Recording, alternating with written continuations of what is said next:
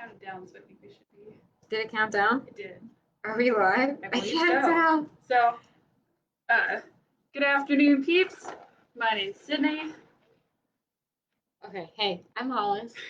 And welcome to this week's virtual cooking class. This week's a little bit different than our previous weeks because today we are also going to be talking about budgeting and nutritious meal planning. So it's all the fun in normal cooking class with extra added fun from learning. And if you stick around to the end and fill out the survey and you're an eligible contestant, then you too can be the proud owner of $15 whole new. So make sure to fill out the survey at the end. We'll post it in the comments. Yeah, so welcome.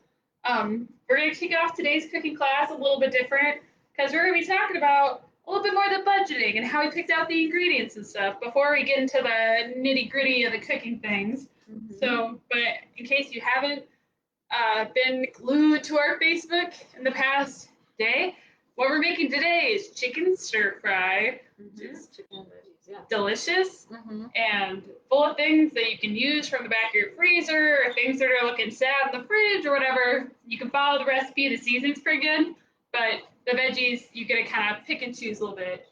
Yeah, and we've got FSI Director Matt Wilson on speakerphone because he's going to be fielding questions from any of our viewers today. He was going to be dual live with us, and we had technological issues, so I'm sorry that y'all don't get to see his beautiful face. But yeah. Yes, but he's still with us. He's only over audio. Yes. So thank you, Matt.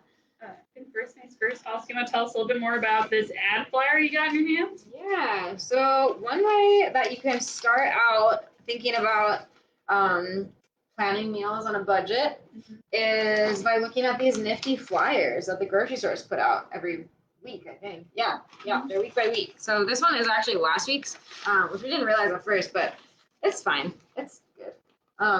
And so, well, you know, it's out of date now, but use the current one. You'll be good to go. And so you can just flip through and like see what kind of deals there are. The back of this one, if you can see that, is a bunch of different fruits and veggies. So that's a great place to start. Yeah, is there anything you want to add about this flyer? Sure. So every grocery store or place that sells food has different kind of layout. So like Turtle Creek has theirs online. So this is Bowie's. Turtle Creek has one too, but theirs is also online. So if you want to look at it, it's a little different format. So like, for example, this has a little bit of like fruit veggie on the front, but most of the produce is warehouse point on the back. So if you're looking for some tasty, nutritious fruits and veggies, that's the place for you. And then sometimes if you go on the inside, they might have other more meat, dairy, packaged goods, but they also have some things like flour or apple juice that you might want on the inside. So kind of just get familiar with your own local grocer's layout, and still the food world's your oyster. Yeah. So then you're saying that this is a good place to start with, like looking for good deals. How do you tell, like, is like $1.98 a good price for broccoli, or like how do you kind of tell that sort of thing? That's a great question. I mean, normally broccoli can be anywhere from like $3 to $5 for like a floret. Holy so smokes. Like, I would say $2 is a good deal for that.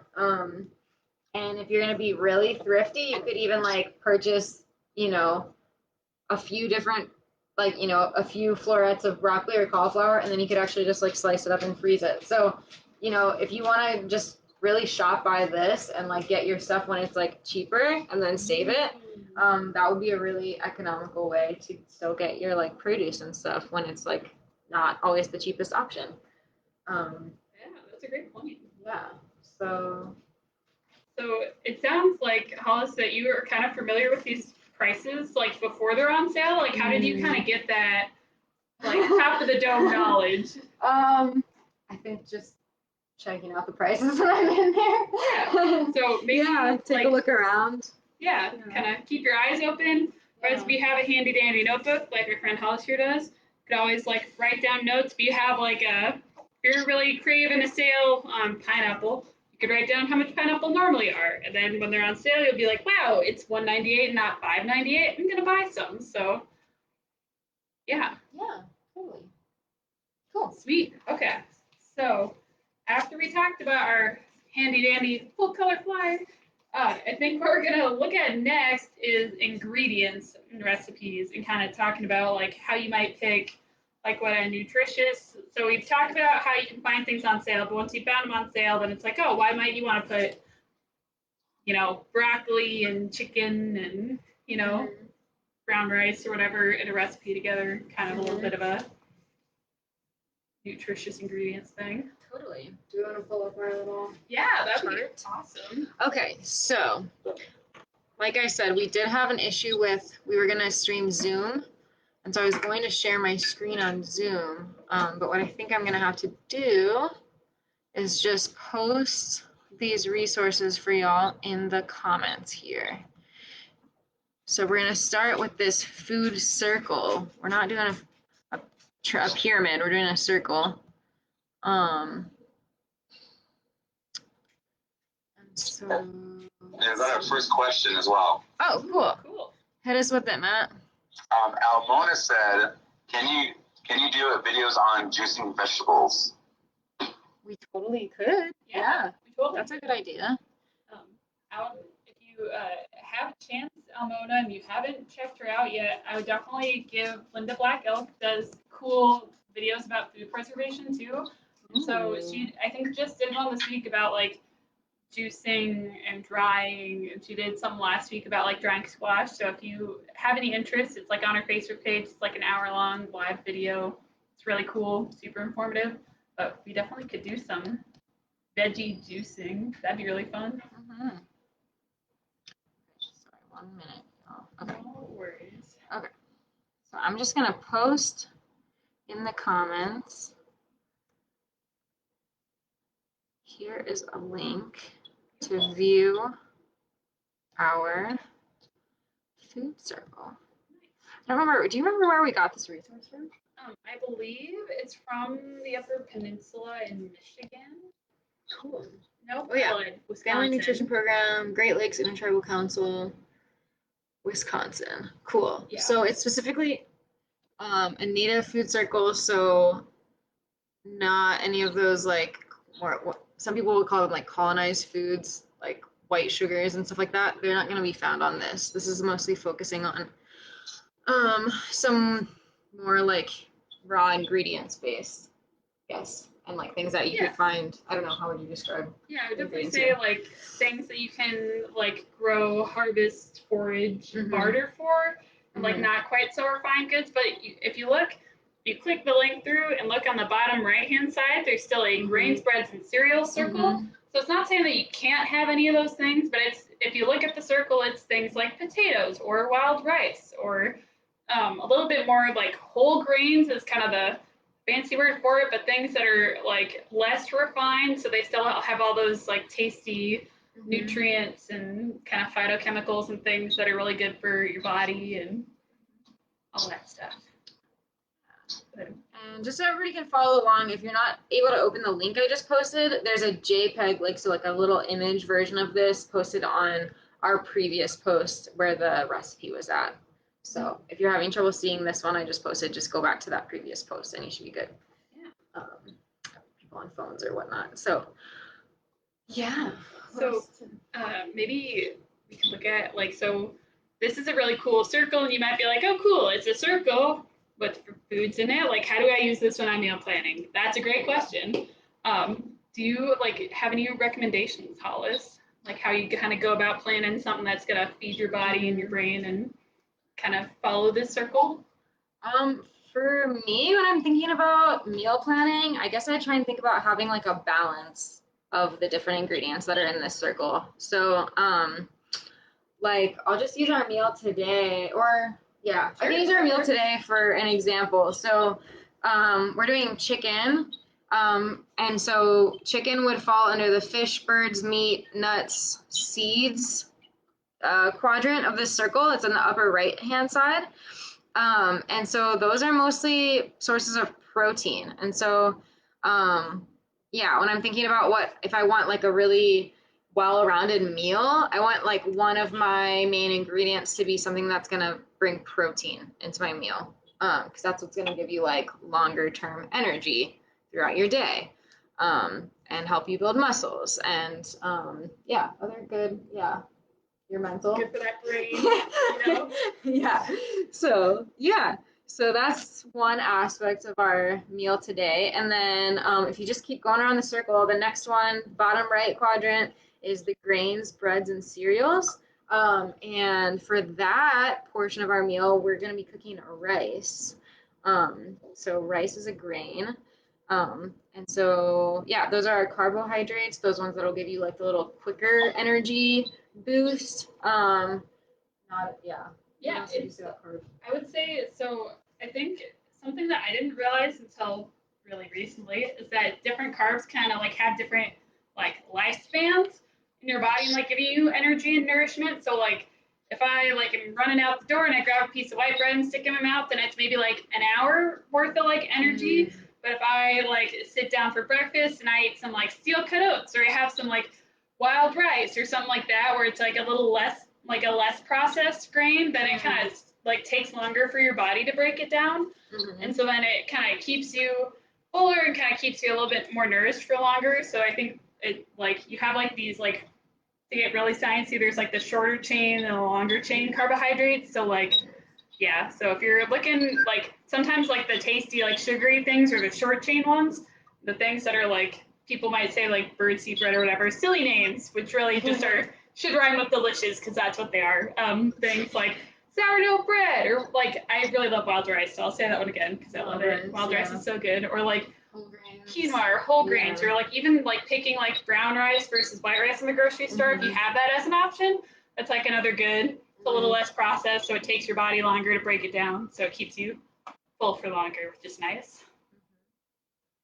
And then the next quadrant of our circle is the vegetables. So those have vitamins, minerals, phytochemicals. I don't even know what the phytochemicals do.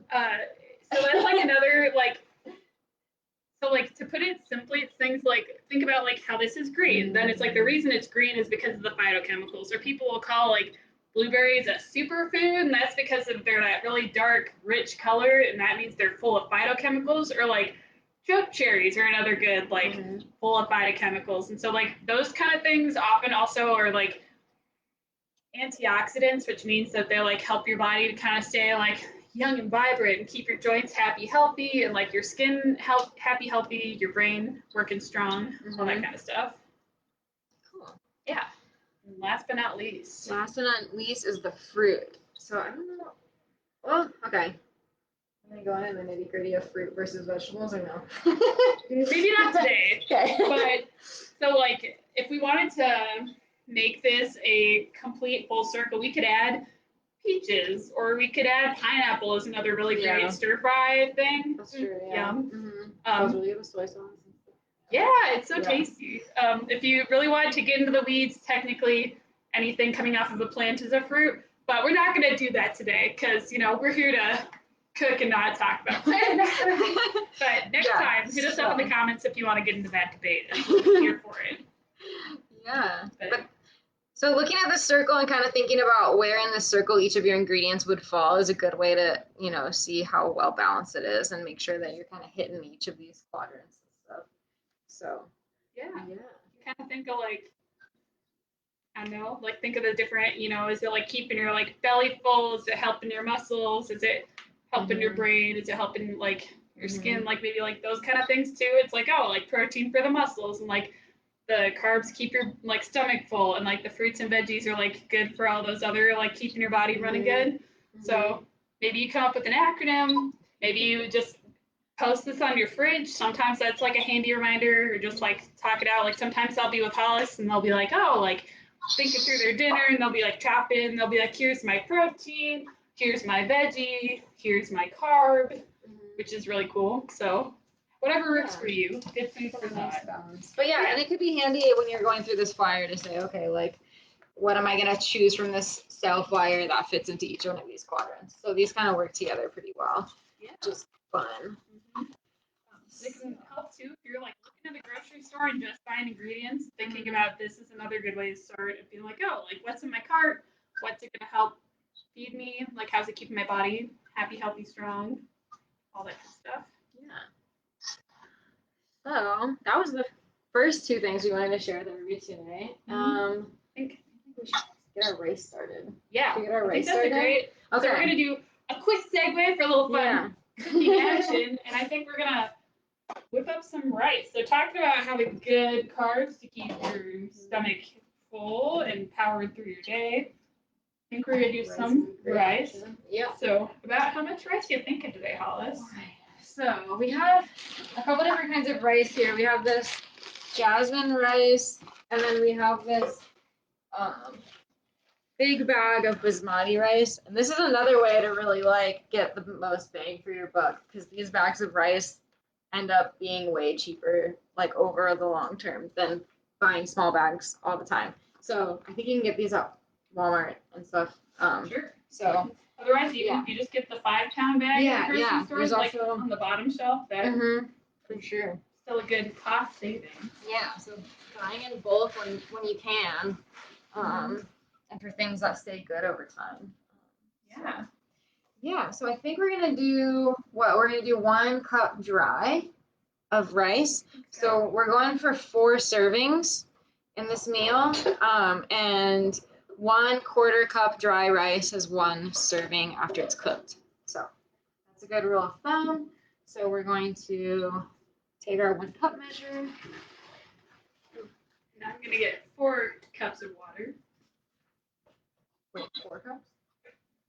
Yeah. It's like 1 cup of rice, 4 cups of water in it. Oh, Or how much? I do double Okay. We can do that. double We the can always water add of the more rice. Yeah, we can do that. But okay. Well, I guess different people have different ratios, I suppose. I guess it depends on how you like your rice cooked in the end. Matt, what ratio do you do with your white rice? So white rice, I do 1 to 1.5. Oh. 1 cup rice and then 1.5 of water. Wow. So. Cool. Then about how warm do you put the burner when you're cooking rice, Hollis? This is another area that I feel like different people do things differently. We have debates in our household about how rice should be cooked. My method is I put the lid on, I put the water and the rice in. Oh, wait, that's not. And then I put the lid on the pot, Okay. and then I just turn the heat up to like medium high. Oh. Okay. Okay. Medium high, and then I let it come to like a boil, or like a soft boil, like not like a rolling boil, but like it's bubbling but not going crazy. And then I turn it down to like medium to medium low, and I just keep the lid on until I can look in and it looks like there's no more kind of like water bubbling up through the rice, I guess. That's my method. Is that Yeah, what another, member of the Mission's Hottest Cooking Class team, Matt, what is your thoughts on how you go about this rice heating? So I am a firm believer in a rice cooker. Okay. I got a Korean brand, it's Tiger. It works really well, so that's how I cook rice. Yeah, those are really nice. We have a rice cooker. It's not that nice. It's not as nice as yours, and sometimes it works fine for like making it in the short term. Well, cooking it on the stove is quicker for us in our household without a rice cooker. So we're gonna do that today. But yeah, rice cookers are nice because you can just put the stuff in and press the button, and then the magic happens for you. So yeah, good options. So if you ever come across a good rice cooker on discount and you just fall in love with rice cookers after this, let us know, since we love to hear about your food cooking experiences.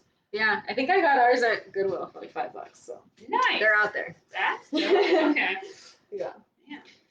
Speaking of getting things on a budget, what we're gonna shift into next, I think, is talking about so we talked about looking at a flyer, talked about trying to keep track in your brain of like how much do things cost, and like what is a good deal, and like what exactly does that mean? And so now we're going to look at kind of how you budget out the cost of ingredients in a recipe, and how sometimes to go to the grocery store, it seems like more expensive to get these ingredients than it does to just go pop over to like a food establishment that sells something hot, and you're like, oh, this is cheaper, but in the long term, it might actually be a better deal to cook at home. So kind of how do you figure it out and do that kind of math, and how does that look? Yeah, so what we did today was, I will actually share this document as well. Hey, everybody. Some highs. Let's see. So, I got hellos from Jillian, Rosebud, Sheila, and Franny. What's up, y'all? Thanks for joining. Yeah. Okay, let's see. So, we are going to, I'm going to drop this document too. And same thing, if you can't open this document, just pop back to our earlier post. But I will also show you here what we're doing. So, we're listing out the ingredient, the price for the, like, per quantity. So it kind of varies on the ingredient, what price you put in there, but we'll go through that. Quantity and then total price for that ingredient. So we went ahead and did it for our recipe today. So first we had chicken, and the chicken that we got was $1.99 a pound, and we got 3 pounds of it. So that came out to $5.97. Then the next one was the bell pepper, and we're just using one whole bell pepper in our recipe today. So that one was super easy. It was 95 cents for one pepper. So the total price was 95 cents. Here, I'll show you guys. Oh man, the lighting in our kitchen is terrible. I'm so sorry. Then the next ingredient we have is carrots, and we did like a bag of baby carrots. This one was a great deal. The bag of baby carrots was 69 cents for this whole bag. So honestly, we probably won't even use the whole bag in the recipe. So we're really overshooting our, you know. Yeah, so if you decide to make something else this week that has carrots in it, you already have some leftover, make that recipe even cheaper. No one's upset about that. Yeah. And then we have chicken broth, and that was $2.45 for a carton. So we got 1 carton of that. And then let's see, rice, we just went by how much a 1 pound bag is. And you're not going to use a whole pound bag of rice in this recipe. But it was only $1.99, so we just put in $1.99. So again, like, you have leftover ingredients.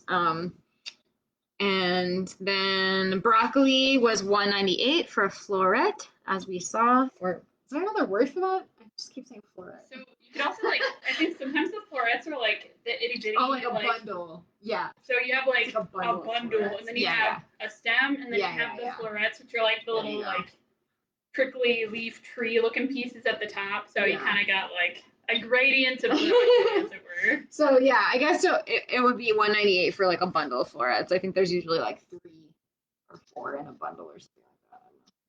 I don't know. So $1.98 for the broccoli, and then we actually put mushrooms in our recipe too. It's not in the official recipe, but we're gonna include them because they're really good in stir fry. And that was only $1.98 for an 8-ounce carton. So those were all our prices, and we listed out the total price for each of these ingredients over on the right.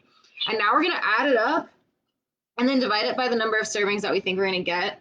And then we'll find out our cost per serving. So that's gonna really tell us, like, comparatively, like, if we're cooking this at home for a family of 4, then how much it's gonna cost per serving, and then compare that with, like, you know, getting I don't know, like a pizza and a side from Am Pride. I feel like it ends up being like, I don't know, like $10 or something. I don't know. Yeah. Stuff like that. That definitely has its place too. Yeah. And like it's tasty, quick, like all that stuff. So don't hate. We love good pizza there sometimes, but it's just like a good, good to know. Yeah. Yeah. So I'm gonna add these up really quick. Okay. So you have the $5.97 for the chicken, the $95 for the bell pepper, $69 for carrots, $2.45 for chicken broth, $1.99 for rice, $1.98 for broccoli, and $1.98 for mushrooms. All right. So the total was $16.01, and this isn't including like the little condiment thingies that we didn't buy specifically for this recipe. So like oil, like cooking oil, or like salt and pepper or things like that. but it kind of evens out in the long term because again, we like bought like more bulk rice, or like we bought like a whole bag of carrots for this, and we're not gonna use the whole thing. So, you know, Yeah, and you'll we're not like being be able super. to cut Yeah. some of those costs off, and other Yeah. things we'll kind of talk about it too when we talk about our weekly, monthly budgeting. So if you're not, we'll talk about it a little bit, and we'll talk about it next week. So we're not skimping on the math part there. Yeah. So we had 1601 for the total.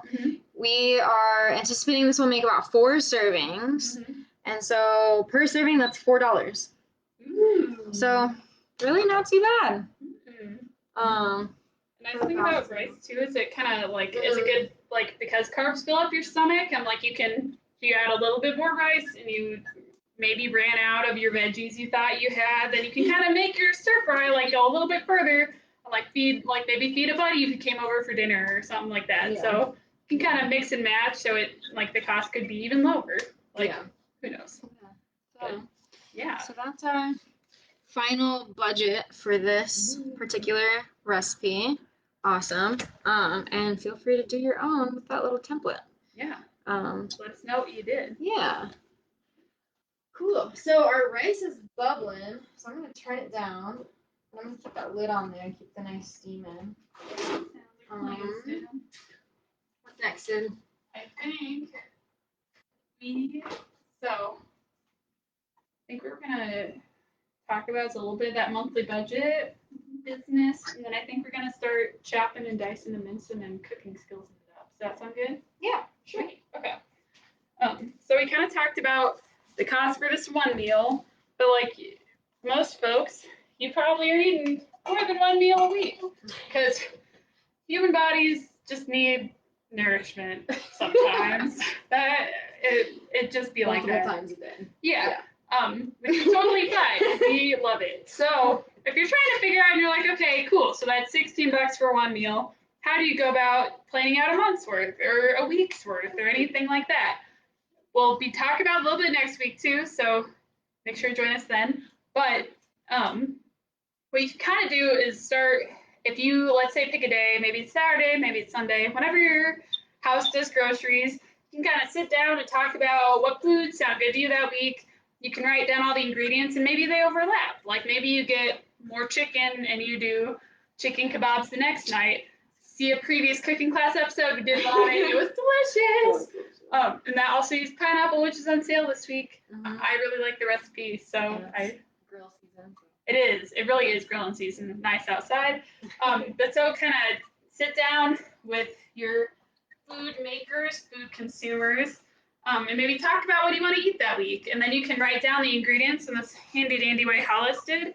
And then you can write down the quantity and the price, like price per unit is the fancy way you might call this. And then you can calculate the total cost here. Maybe you have $200 to spend a month on food. So then a way you can kind of try and figure out, okay, like how much do I got to spend on my weekly grocery trip, is you take that $200 and you divide it by 4-ish, maybe 4.5, however you want to figure it. Most months are like 30, 31 days, except February. But so, like, maybe you divide by 4, and so then you'd be like, okay, that's about $50 a week. And so if you want to account for like the extra odds and ends, maybe you spend $45 a week, and then you have $5 left over at the end in case you need to get some soy sauce or whatever the other ingredients are. Yeah. And so then you can kind of go through, pick your meals, total them up at the end. And if your total down here is more than your $45, then maybe you pick a different meal, or you pick something that uses ingredients you already have. So like maybe like today we have some frozen broccoli because that's what's in the freezer. So then for our at-home cooking, our cost for making it was even less than $16 because we didn't have to buy broccoli. So, or maybe you have a beautiful garden growing this year and you don't have to buy produce at all the whole summer, which would be amazing. So whatever the case may be, you can kind of go through your week by week basis and plan it out like that. But so keep looking at the deals. Think about how much things cost as it relates to your cooking experience. Yeah, and we included a monthly meal budgeting or food budgeting template as well. So it has like broken down by weeks, and then you know, restaurant or like prepared meals, and then groceries next to it. So you can kind of plan it all out that way, so that you can kind of see like how much you're spending on restaurant food versus like groceries, and kind of, you know, say, oh, okay, we did really good at budgeting our groceries this month, and we have like X amount left in our food budget. Like, let's go out to eat tonight, you know, and like treat ourselves. So like kind of just, I think for me, budgeting is more just about seeing it there, just seeing it on paper, so that you know where everything's going. So we also included that on our previous post, but I can link that here as well, because that's a good resource. Yeah. Maybe sometimes I, you know, stop for a snack and grab a bag of Cheetos or hot chips or something, and then I can put that number into the budget and kind of know how many bags of hot chips I'm buying, and plan out the rest of my grocery buying based off of that too.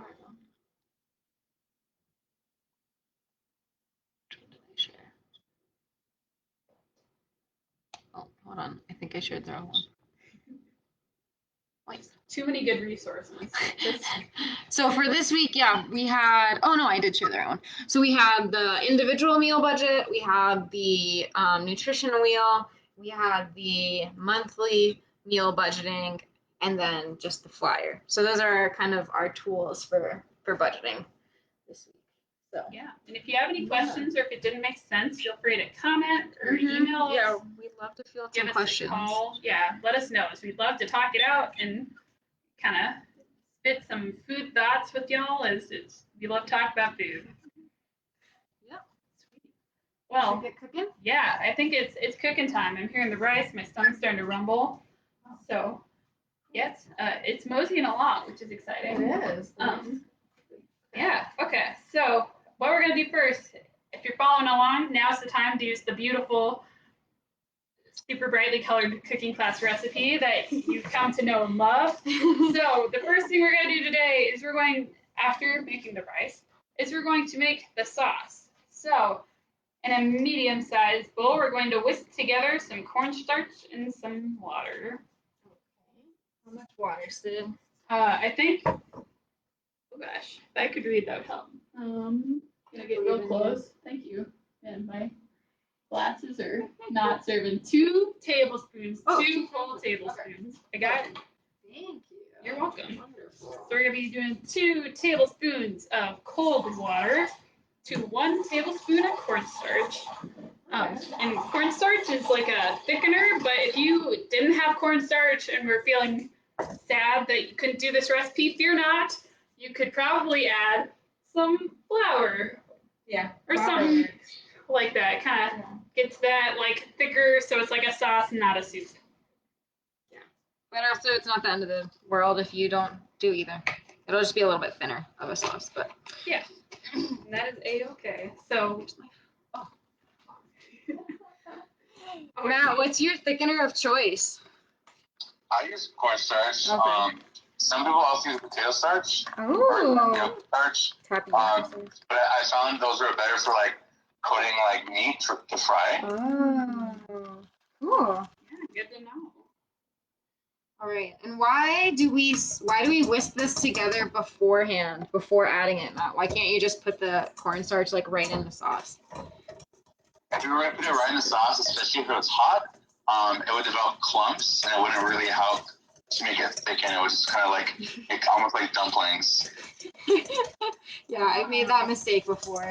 Oh no. So yeah, this is an important step. It doesn't seem like some things you don't have to do in the, you know, in the order. Yeah, in the order that they're asked in the recipe, but some things you do. So Good to know. trial and error, you know. Yeah. Cool. What's next? So next, I think we're adding the remaining sauce ingredients. So that's going to start off with a 1/4 cup of chicken broth. Oh, only a 1/4 cup. Wow. Yeah. Okay. So a real little splashy. So here's another example of a time that. So we're gonna open this. Wait, do we use the rest of the chicken broth in the recipe, or is that all? I think that is all, actually. Okay. Yeah. So one way that's really awesome to pick your next meal is to think about what you had left over from your last meal that you cooked. That's a good idea.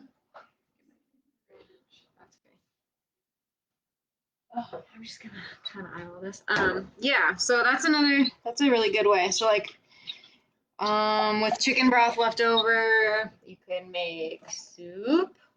What else could you make? So chicken broth is a nice, if you, or like your relative, maybe like your mom or your auntie or someone has like some sore joints, like maybe like your knees are really hurting, maybe you had a cough, something like that. Chicken broth is super nutritious and like has kind of like the way like, oh gosh, words are hard. Okay, but so it kind of helps to reduce inflammation in your joints, and so it can be a really nice kind of soothing.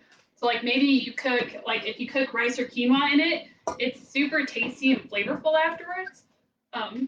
Oh yeah, cooking grains in a broth. That's a really good way to add some flavor. Real tasty. My tablespoon. I do not know. I lost it. Let's see. Okay. Gonna do a quick intermission. If anybody saw where I put down the tablespoon. Gosh darn. Okay. Well, that's all right.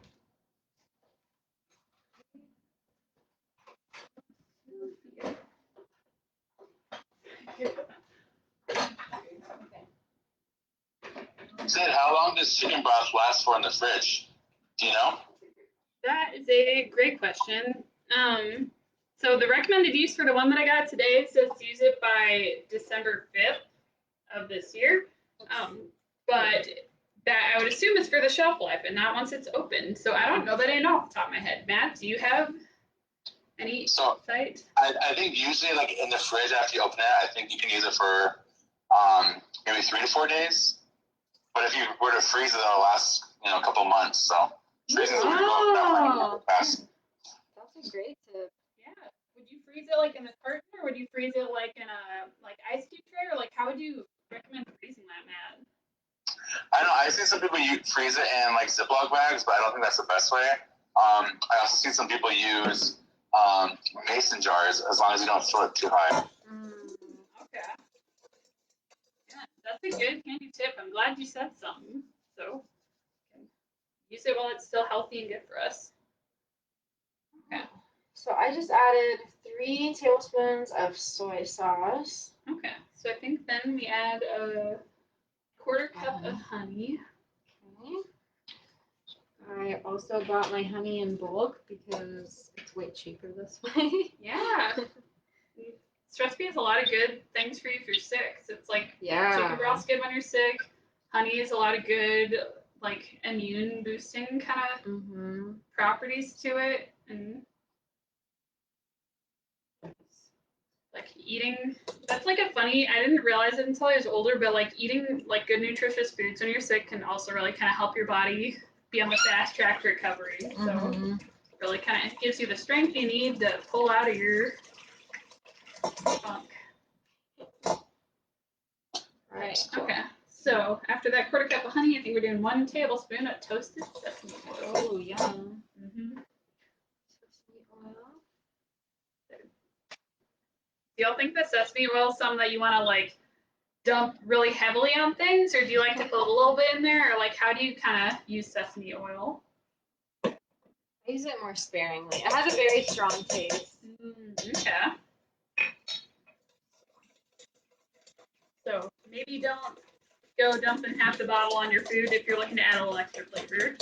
Probably not. It's a good one to like add a few drops of on top of your food, like into just to. Yeah, that's. Oh man, that smells so good. Okay, what's next? Last but not least, a 1/2 teaspoon of crushed red pepper flakes. Okay.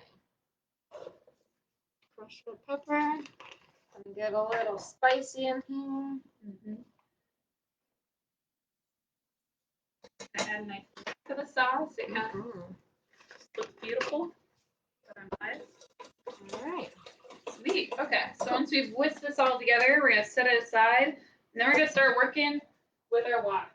Walking the walk, talking the talk. Love it. Cool. So what kind of circumstances would y'all use a wok in? Like, why might I use a wok and not a pot? So a wok is really good for stir frying. It keeps all the oil like pooled up at the bottom. And so you can use like, it's a good way to cook like meat and vegetables really fast. But if you don't have like a really high temperature stove, then sometimes a pot would be better. Okay. That's good to know. And yeah, file that one away in the brain pan. But Cool. Yeah. And it has a lot of capacity for like putting meat and veggies, and like if you're doing like a fried rice, like you can throw that in there. So there's a lot, like they're usually pretty big. So. Yep. And it's good to help flip your food. So you can like shake it up and kind of flip it. Oh, like a kind of deal. Yeah. All fancy. Dang, this is when I wish we had you on the video so you could show those skills off. Yeah. But we'll tune in next week though. Yeah. So I'm thinking maybe before we start walking the walk is that maybe we should chop up some veggies. I wonder, do you think we should do them while the chicken cooks? Yeah, maybe we add the chicken to the wok, get that cooking, and then start chopping. We could do that, a little time saver. Yeah.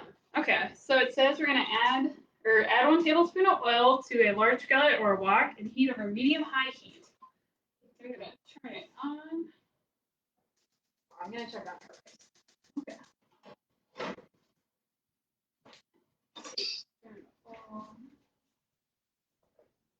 All right, I think it is done.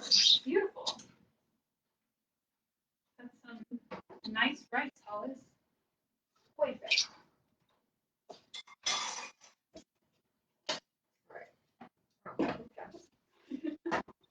A happy surprise when your food gets ready faster than you expect sometimes. Yeah, doesn't happen often. Feel free to keep hitting us with questions, y'all. Got any? Okay, so we're heating that up. Give that a little bit before you dump in the chicken, just to get it hot first. What should we chop? Okay, so it looks like we have broccoli, bell peppers, and carrots, and probably some mushrooms.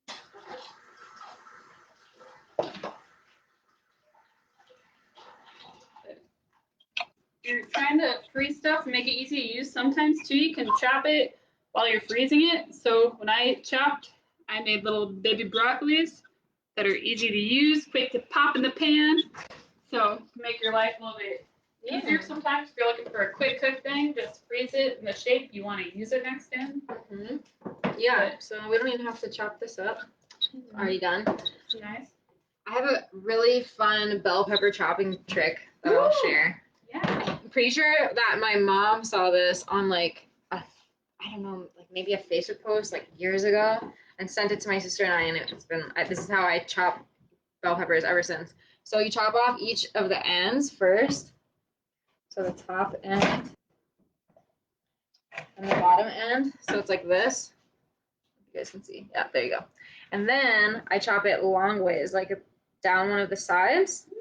Okay. So down one of the sides. And then you can literally just, I need to chop more off the bottom. You have to chop off the ends until it's like pretty much an open circle like that. And then you can literally just like unroll it. So it's like this. And then it's like basically a rectangle. That's beautiful. And then you just kind of pull out the innards. So the like I don't know what you call it. Do you know what you call these parts, Matt? The pith. The piths? Yeah, P-I-T-H. Piths. So you pull those out, kind of like the more whiter, soft, squishy parts that are on the inside. And then, yeah, I basically just got this rectangle, and then I can, I'm going to cut the rectangle long ways, like this, and then I can just kind of cut it really much more quickly, like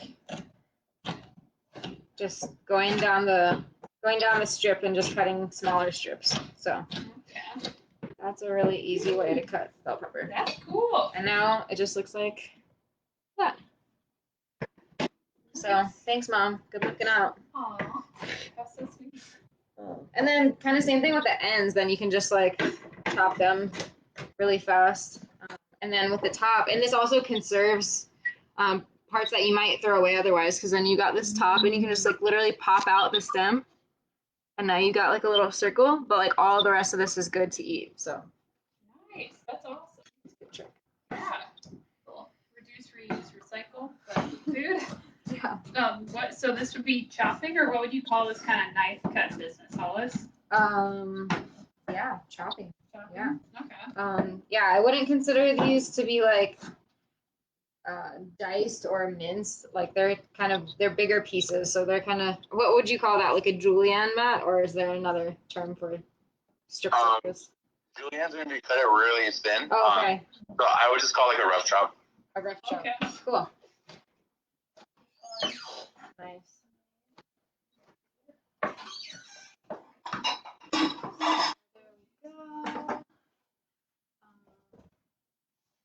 Okay, you saw?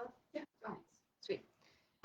Nice to keep a bowl handy to put your chopped veggies in. So when it's time to put them in the pan, you just dump them right in. So while the chopping is happening, I think our Mhm. pan is hot, so we're gonna Sweet. cook the chicken so it can kind of cook up, and then by the time Hollis is done chopping, chicken will be done cooking.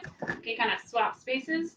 So I cut the chicken up into bite-sized pieces, so it's easy to stick with your fork when we're eating.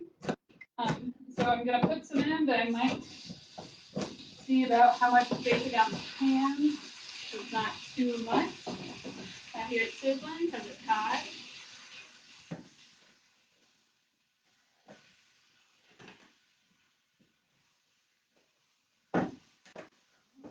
So we did the bell pepper. We do the carrot now.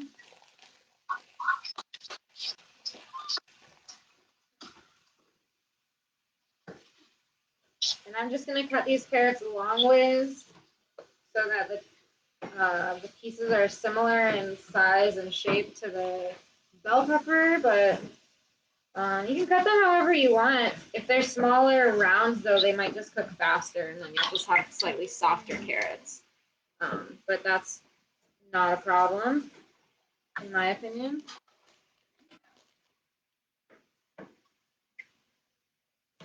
So, kind of just thinking about, yeah, one thing when you're chopping, just thinking about cooking times. So, like the more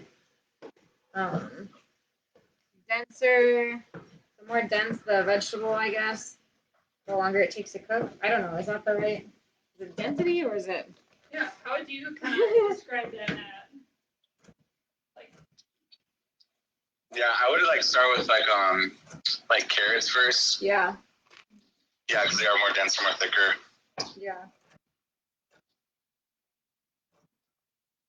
Maybe carrots first, then broccoli, maybe, then bell pepper, then mushroom. Yeah. Is that kind of, yeah. So we're kind of going in order of like hardest to softest. The mushroom being the softest, and bell pepper cooks pretty quick too.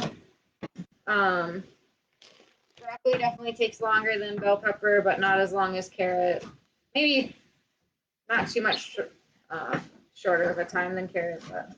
If you were to generalize, do you think if someone like thinking back your brain was thinking like root veggies maybe take longer than like some of those like cold weather crops like broccoli or cauliflower, and then maybe like the hot weather like pepper tomato type things, and then like the fungi, maybe it's like an order of operations? I can see that. Yeah, definitely. That makes sense. You know, last but not least, the fun guys. I don't know if you heard, but that gave me a pity laugh over the phone. Made my heart feel good. I don't know. It sounded pretty genuine to me.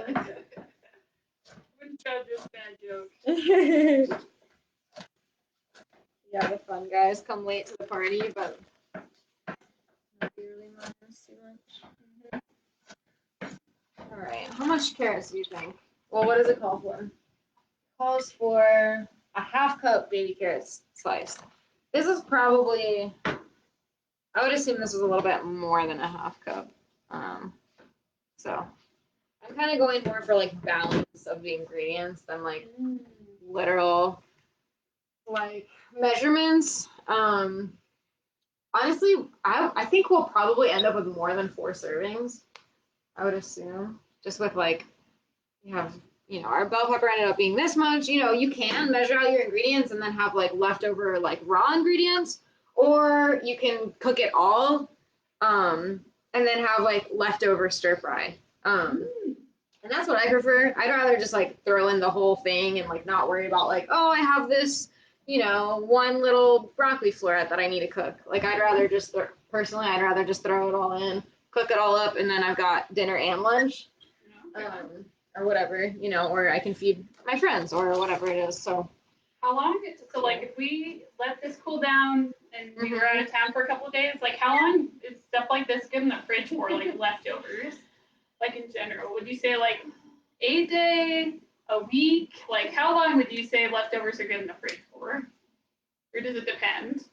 It definitely depends on the food. Like, I feel like there's like certain ingredients that like don't last long at all. Like, okay, if I had like a fried rice with like egg in it, I would try and eat that quicker even than like if I had chicken, personally. Oh, okay. But is there like kind of a rule of thumb on that? I don't know. I think generally it's always like 3 to 4 days. Yeah. I guess you can always do like the smell test. Yeah. Yeah. If it doesn't look good and if it doesn't smell good, then don't eat it. But yeah, definitely. Yeah. Kind of cool that your body's designed to look out for you like that. Like, oh, if it smells bad, looks bad, don't eat. That's cool. Yeah. So like, let's say I like decide to go on a long road trip this weekend, but I want to have these leftovers for Tuesday of next week or something. Could like, do you think I could stick them in the freezer then? Yeah, with that. Yeah. Okay. Yeah. And then do you like let them thaw on the counter, or do you put them in the fridge, or like how do you? So if I like freeze them and was really pumped about it, like how should I defrost them to have them then? I think. I think it's depending on what kind of food it is. I think if you're gonna eat it right away, a microwave would probably be the best thing to do. And then if you're planning to like maybe take it out in the morning and planning to have it like at dinner time, maybe like leave it out on the counter or in the fridge.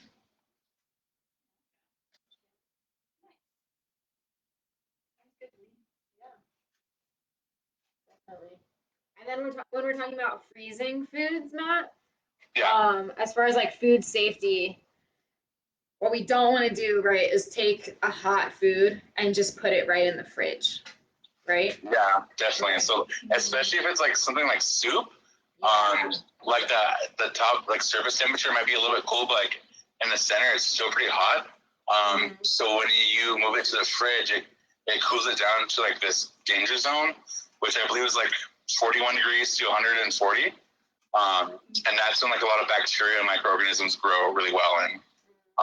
So anytime you're cooling things down, you always want to get it down. I think it's going to be below, 40 degrees within 2 hours.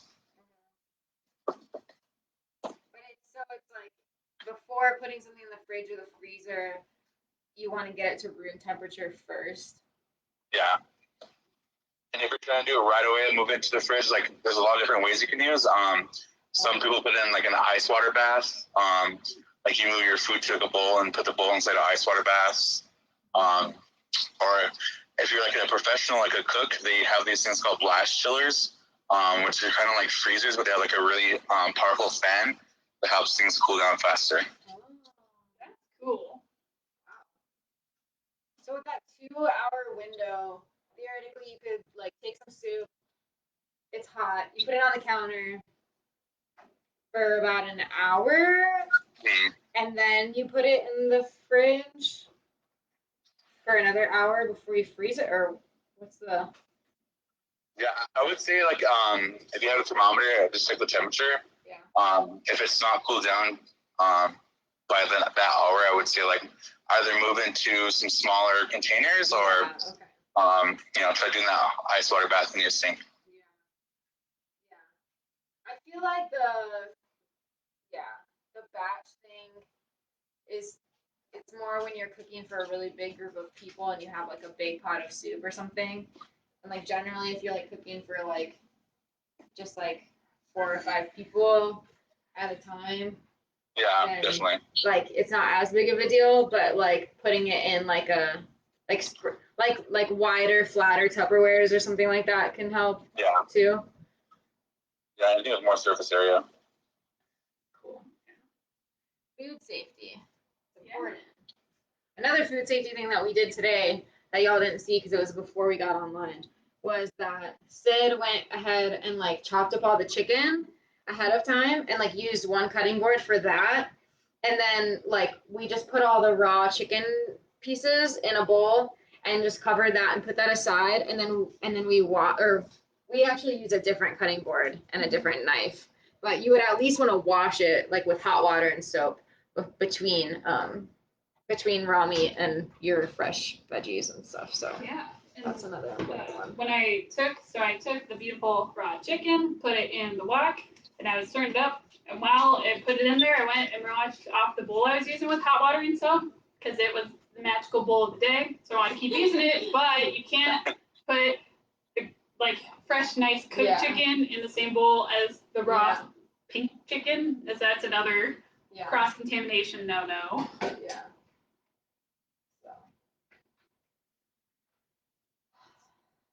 Lots of good ways to keep your body happy, healthy, and safe. Cool. Wait, am I supposed to be chopping something? Yes, I am. Okay. I forgot. Just got lost in good conversation, you know? I love a good food safety talk. Me too. It keeps me so. Oh man, I love being healthy and not having food poisoning or other unpleasant food experiences. So listen. Good. If you ever have any questions and run into Matt, he has a lot of food safety knowledge, so make sure to, hit him up. All right. I'm thinking that this chicken's almost done. Almost done? I think so. Yeah, it looks good and cooked to me. All right, I'm going ahead and I am cutting up the mushrooms. Depending on the type of mushroom, I either wash it or don't wash it. These ones were like packaged and had some like dirt on them, so I just gave them like a really quick little rinse and kind of mostly just brush off the dirt with my hands. What are y'all favorite mushrooms to eat? Favorite mushrooms? Yeah. Great question. I haven't tried as many kinds of mushrooms as I would have liked, but I feel like wild mushrooms, like I think my friends a couple years back had some either like chanterelles or morels or something that they had foraged and just cooked them just in butter, and those are amazing. I got some oyster mushrooms a little while ago, put them on pizza, that was good. Cool. But I don't know. I don't think I've delved enough into the mushroom world to really say definitively. Do you have a favorite mushroom, Matt? I think like always a good shiitake has a really good umami flavor. But I haven't tried as much mushrooms as I would like to have tried. One of them I really want to try is the chicken. Was it chicken of the forest? Oh yeah. Those are beautiful. Yeah, they're so pretty. I think what kind is this? Is this a baby Bella? I think it might be a baby Bella. Baby Bella. It's got a fun name. I don't know. If anybody out there is like, I hate mushrooms, but you've never actually tried cooking them yourself, I would really encourage revisiting. You know? Yeah, they taste different coming out of a can versus getting them fresh and cooking them. Or eating them fresh, But I heard you use the word umami like a couple of seconds ago, Matt. What does that mean? Yeah, so it's like one of the I think it was one of the five senses of taste or whatever. So it's like the savory taste that you're experiencing. And I feel like there's like a classic, like soy sauce is kind of like a classic example of that. Is that true? Yeah. Is that what? Okay. So it's like kind of like salty, but like more of like a rich, flavorful version of salty almost, or I don't know. Yeah. Little different part of the tongue. Yeah. Umami. Mm-hmm. What are you doing, Sid? I'm gonna make a joke and I'm resisting. But so what I'm gonna do is I was reading the recipe. I was like, oh, like why is there like no like, you know, if there's like an umami, like there's not like an ooh daddy flavor, but There's not. You're right. sadly, next time, you know, I'll make a suggestion when the you know National Censor Committee comes to me. But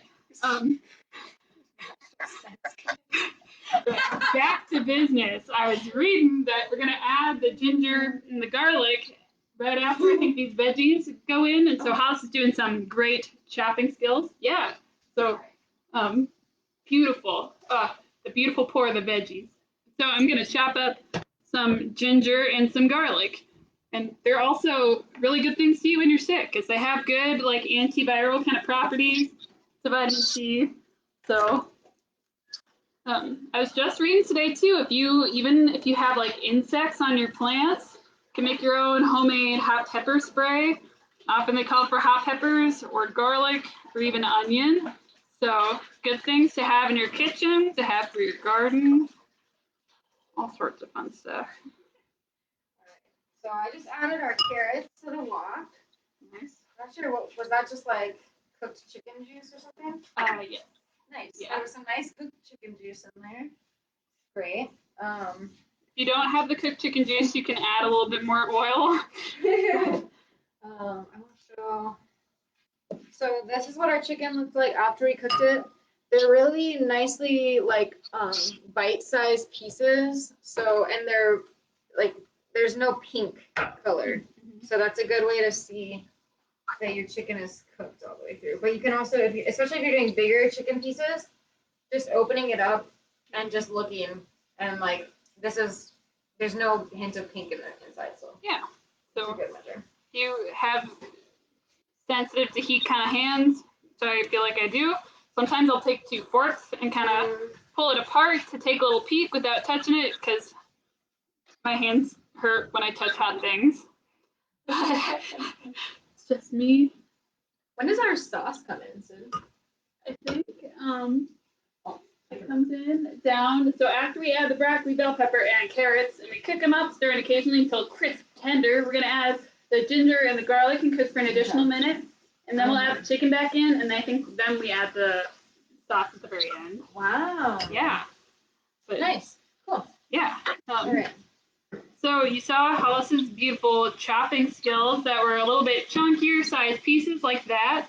And so then what I'm going to be doing though is dicing. So this is already really small, and we want it to be kind of as small as, well, how big, when you dice things, what's the difference between like dicing and mincing, and like, what does that small cut mean? Do you have any insight, Matt? So mincing is like the smaller cubes. Okay. So it's just size. There's not really too much else. Okay. So Is it? Yeah. Okay. So based off of Matt's advice, I'm going to take them and cut them into little stripes, kind of going one way, and I'm going to turn it and cut it going the other way, and make it into as small of pieces as I can so the flavor disperses better. Alright, I'm going to go ahead and put our broccoli in. Nice. How do you kind of tell when it's ready to add the next veggie, Hollis? Well, with carrots and broccoli, well, I don't know. That's a good question. Sorry, I'm not sure. I guess like it seems like the carrots were maybe like starting to soften up, and like Okay. personally, like I don't really like super overcooked carrots. Like I don't like them to be really soft at the end, and so I don't like to leave them. Like I like to get them started because they do take longer, but I don't like to leave them in there too much longer before adding my other veggies. Okay. And they're not very big pieces either. Like they're strips, so Okay. they don't take that much longer. That makes sense. But So how do you tell when you're cooking at home, Matt? Like, what's your kind of radar on that? I just do a taste test. Like I take a piece out and just try it. Oh. I'm the same way as Hollis. I don't like my broccoli or my carrots to be very soft. I like to have a good crunch still.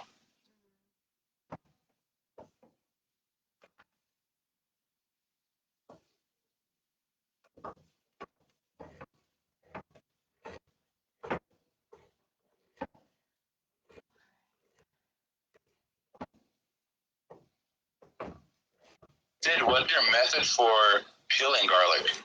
Do you have one?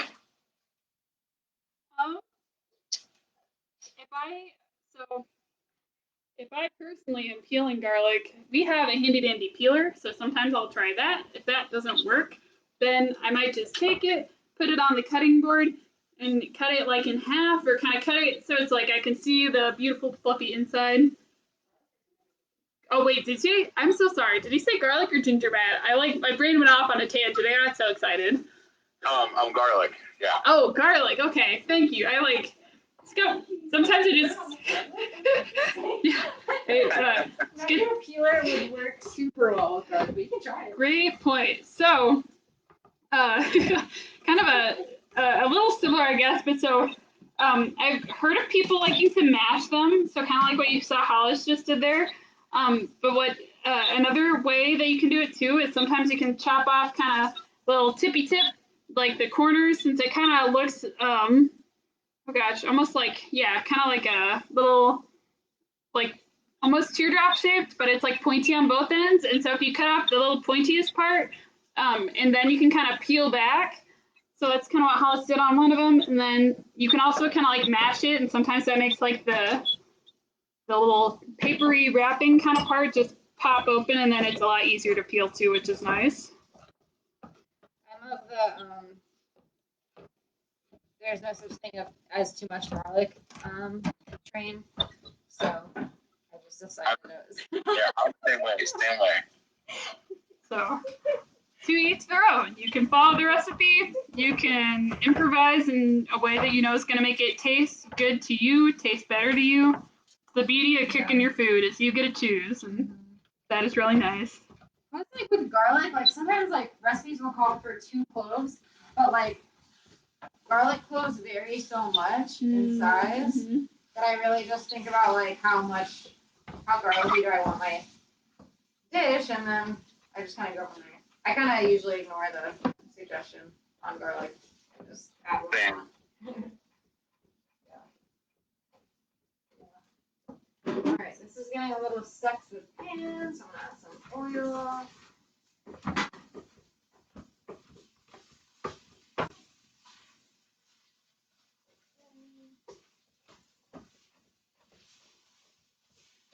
Oh, Sid, what were you explaining? How you peel garlic or ginger? Yeah. What was your method? So I don't know that you always need to peel ginger, in my personal experience, but if you decide that today's the day and you're going to peel some ginger, you could either use a handy vegetable peeler, or you could cut your little nubbin in half, and so you can kind of see that beautiful yellow fleshy inside and like the little bit more like earth toned peely outside, and you can kind of just like strategically cut off like the edge bits. But if it's like nice fresh ginger, at least in my very limited experience, I think you can kind of just chop it up and add it in there. Do you have a method, Matt, or what are your thoughts? So I use a spoon actually, and I can just use that as my peeler. Okay. How do you like peel with a spoon? Do you have a? So I just take the scooping part and I just go against go down the ginger pieces, and it comes out real easy. Woo! But I also came across like some fresh ginger ones, and the ones you get from the store sometimes have like that thicker skin, Yeah. and that's when I normally would peel it. But if I pick up fresh ginger, the skin's almost more like clear. Yeah. It's almost more yellow instead of brown, and so then I would probably leave it on. Okay. Oh, I've never had ginger that fresh. That sounds amazing. I watched a video the other day, and I think it would be better to start in the spring. So keep it in mind for next year. But I heard that you can grow your own ginger at home by like taking one that has like how potatoes have eyes on them. Like if you leave them in the back of the cupboard for too long, they like start sprouting little alien arms that are kind of bright green. But like ginger has that too, and apparently you can like plant it in dirt and grow your own kind of ginger. So yeah. Okay. Watched a person do a video about it, and I got really excited. I was like, ooh, that'd be so fun, but haven't tried it yet.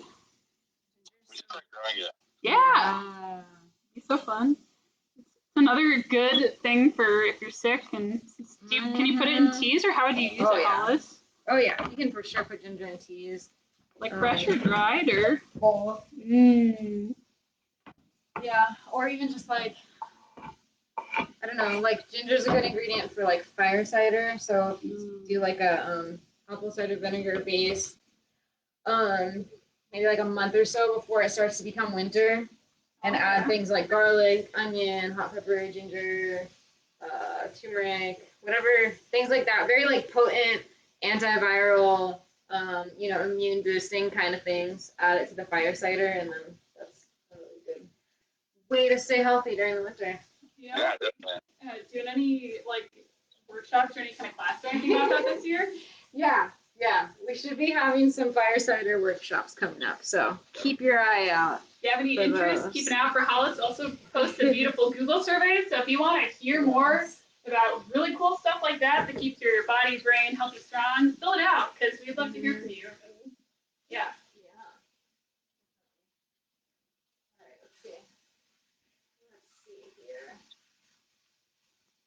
I think our veggies will need a little bit longer. Try one of the bell peppers. Another thing you can add ginger to is in soups.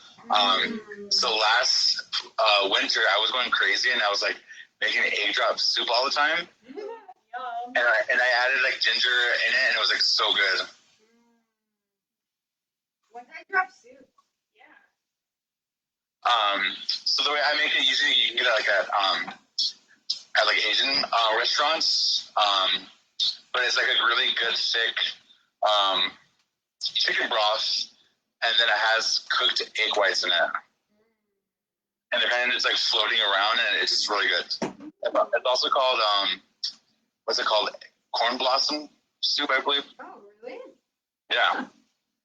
Or egg blossom. All right.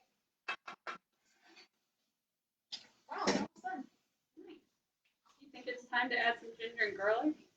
Or what do you think? Or not quite? Yeah, we can add the ginger, garlic, and mushrooms. Oh, I didn't think about the mushrooms. Yeah, no, we can add it all. The fun guys first or second? Yeah, add it all at the same time. Wow. It's an exciting day. Yeah. I like to, pro tip, flip my knife over and use the back end if I'm going to scrape it into the wok, so I'm not making the sharp end stab. Like dull. Yes. Sorry, poor terminology, but yeah, if you are constantly scraping the sides, then it stops being sharp. It stops cutting so nicely. And you can always sharpen knives, but it's nice to keep them sharp when they're sharp and all that good jazz. Oh, I have a question for you, Matt. A cooking question. Yeah. When do you think is the best time to add minced garlic to your food? Good question. So I always add like garlic because it's very aromatic. I always add it at the beginning. I add it whenever I stir my oil, so like it infuses into the oil. I've heard differing opinions on that, so I'm always curious what people do. Yeah.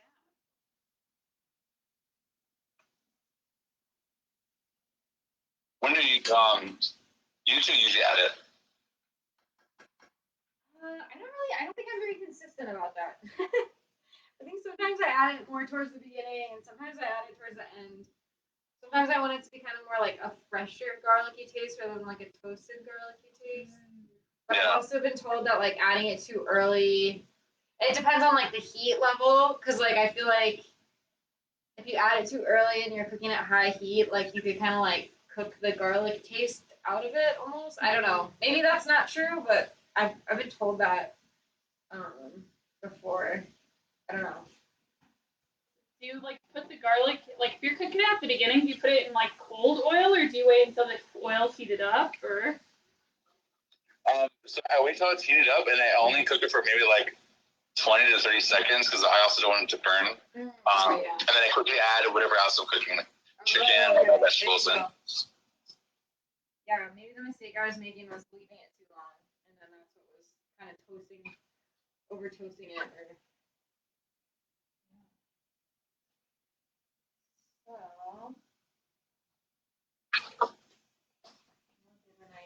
to give a nice aerial view here.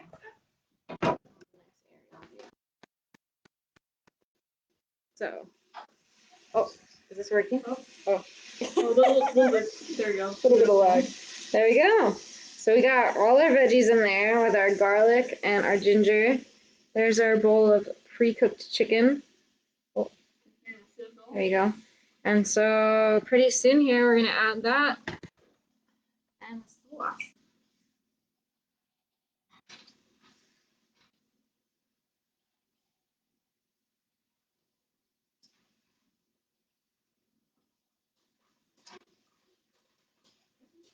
Looks like we'll maybe add the chicken, and then while we're or before that or after that, are we gonna like stir the sauce before we pour it on? Do you think, or?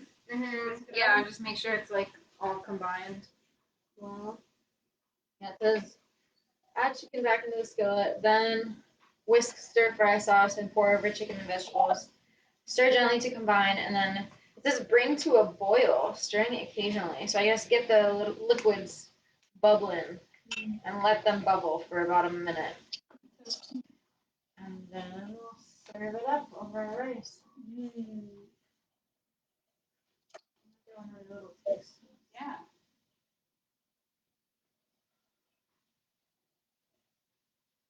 What you thinking?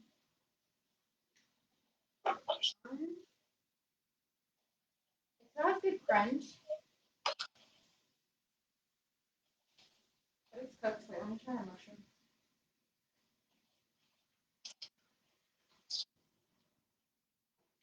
I feel like they could use a little bit longer. Okay. Keep it going. Let's see, was there anything else we wanted to talk about today? I think maybe talking about kind of how do you go about using, like keeping the bang for your buck in your food. Like how do you use the last bit and the odds and ends and a little bit of food waste reducing maybe? Oh, yeah. So, Yeah, so you just spent, if you bought the recipe like we did, you just spent $16. You probably want to get the maximum, kind of all the nutrients, all the good stuff out of your food. And sometimes there are parts of the food that maybe you don't want to eat. Like maybe you really don't want to eat the wrapping part of the garlic or something like that. That makes sense. It tastes weird. Like you don't want to eat it. But that doesn't mean you have to throw it right in the trash can because stuff like that can make a good veggie broth. So you can take the little papery bits like this. You could take the top of your pepper, like all those little goofy odds and ends things. You could put them like in a baggie, like maybe you got tortillas last week and now you have this empty bag. You could chuck them in that baggie, put them in a yogurt container, whatever calls to you, stick them in the fridge or freezer, and then when you have time, you can put them in some water and kind of cook them down and make a veggie broth. Otherwise, you can also, there are parts of, there are things like broccoli where some people think like the stems are bad, you don't want to eat the stems. And if it's fresh, then the stems are still like, have like a nice moisture on the inside and have like good, tasty, nutritious flesh that you can eat. So you can use the stems in things like stir fry or maybe you put them in your omelet or you put them in your taco or something like that. So you can kind of make the most out of your food by using them in creative different ways. Do you have any ways that you like to kind of make the most out of your food, Matt? I do the same thing. I like to make a broth out of it. If I'm not planning to make the broth right away, I do freeze them as well.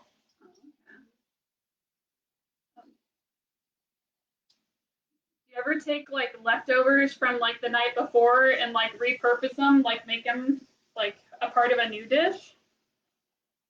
Definitely. So like if I have leftover burgers, a good dish to make is it's called loco moco. It's like a Hawaiian street food kind of thing. So it's like a bed of rice, and then you add your burger on top of it, and then you add a cooked, usually like a sunny side up or easy egg, and then it's like a brown gravy teriyaki sauce that goes on top of it. So that one was really good. That sounds tasty. I kind of want to make burgers now, so I have leftover ones.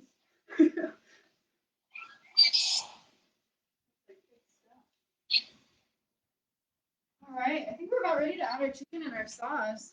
Yay! Chicken time. Checking the time. Chicken time.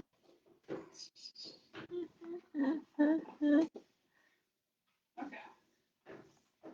Gonna dump in our beautiful chicken bits. Beautiful chicken bits. Maybe lovingly cut pieces of chicken. Maybe people don't like the word bits. That's okay.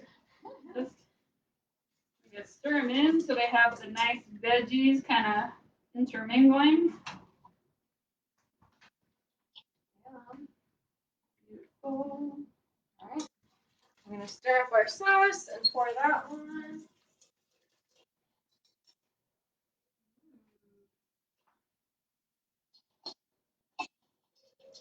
Yum.